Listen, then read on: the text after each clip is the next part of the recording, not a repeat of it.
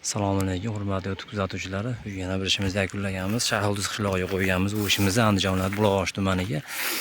Hop, uzunligi 3,5 metr, ikki tomoni bo'ldi, bir tomoni 3 metr bo'ldi. Tikka ko'z qilib, 5 toshilish qilib ron qilib berganmiz. Balast so'riga qilib berdik, ustullarni tuniga fonda o'rab berdik.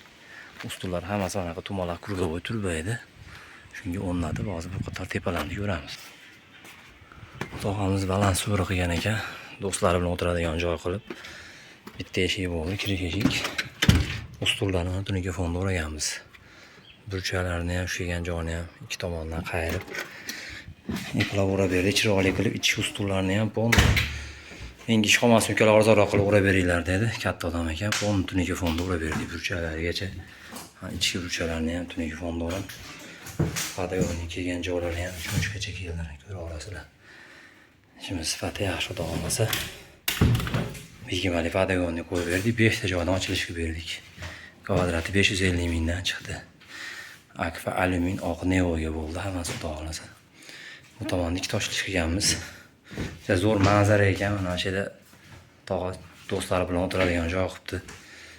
Oynalarni ochib qo'ysa shunaqa shabadalar kelyapti, xudo olmasa. Akalar, murojaat qilasizlar. Vodiy bo'la xizmatlarimiz mavjud, xudo olmasa.